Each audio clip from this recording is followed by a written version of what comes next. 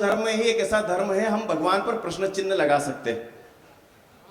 मथुरा में इसको उलाहना कहा जाता है। मैंने उलाहना लिखने की कोशिश करी, आप तक पहुंचाता हूं। 13वें दिन का युद्ध है, कर्ण और अर्जुन आमने सामने है।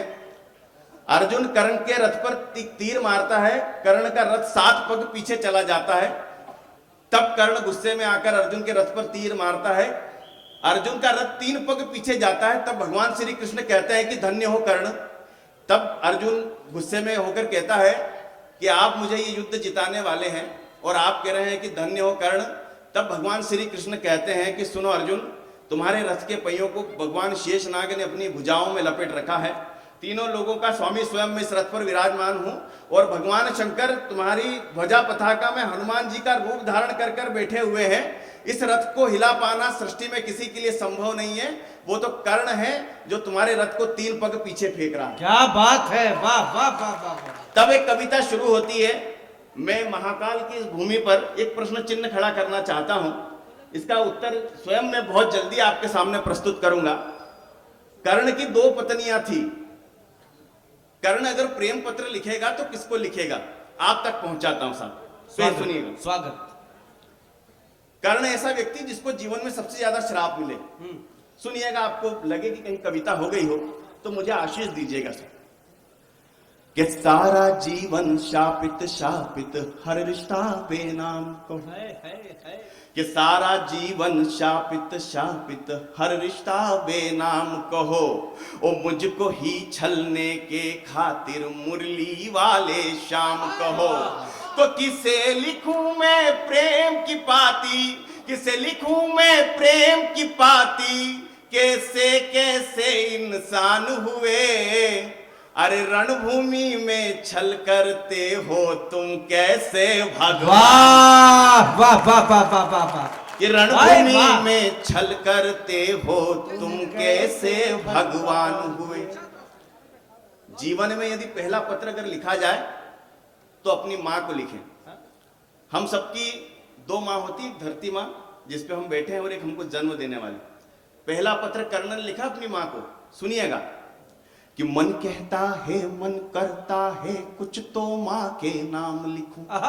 कि मन कहता है मन करता है कुछ तो माँ के नाम लिखूं।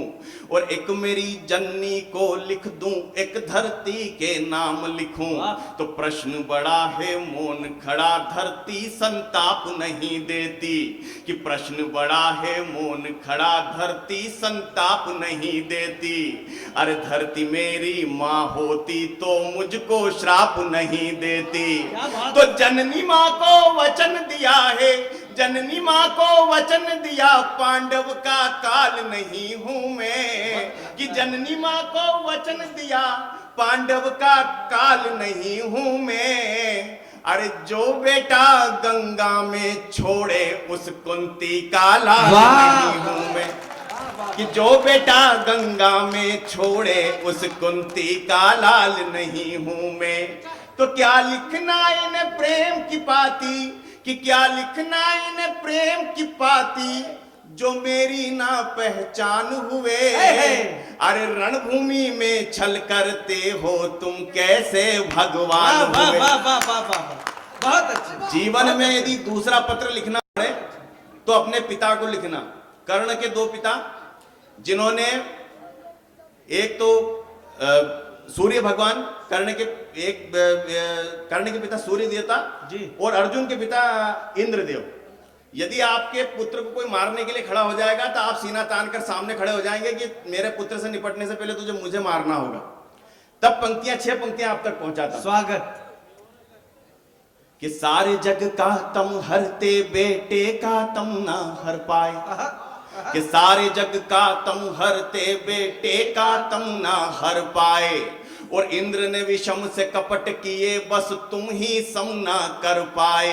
तो अर्जुन की सौगंध की खातिर बादल ओट छिपे थे तुम। वो श्री कृष्ण के एक इशारे कुछ पल अधिक रुके थे तुम। तो पार्थ पराजित हुआ जो मुझसे तुमको रास नहीं आया। देख के मेरे रण कौशल को कोई पास नहीं आया।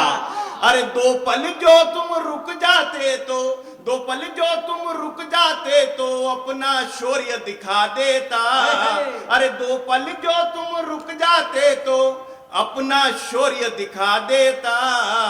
अरे मुरली वाले के सम्मुख अर्जुन का शीश गिरा कि मुरली वाले के सम्मुख क्या कहने अर्जुन का शीश गिरा देता। तो बेटे का जीवन हरते हो, बेटे का जीवन हरते हो, तुम कैसे दिन मान हुए।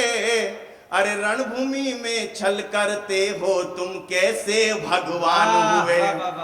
मैं तो कॉलेज में पढ़ाता हूं, तीसरा यदि पत्र लिखा जाए तो अपने गुरु को लिखा जाए। कर्ण के दो गुरु द्रोणाचार्य ने कहा कि तुम सूत के पुत्र हो, तुमको शिक्षा पाने का अधिकार नहीं है। और दूसरे गुरु परशुराम जी के पास जब झूठ बोल करके ब्राह्मण पुत्र हो और शिक्षा प्राप्त करी और पता चल गया परशुराम जी को, तो परशुराम जी ने उसको श्राप दे दिया कि तेको जब ब्रह्मास्त्र के संधान की आवश्यकता पड़ेगी तो तुम संधान के मंत्र भूल जाएगा। तब मुझे सबसे कड़वी पंक्तियां लिखने की और इजाजत लेने की कोशिश करता हूं। सुनिएगा, स्वागत है।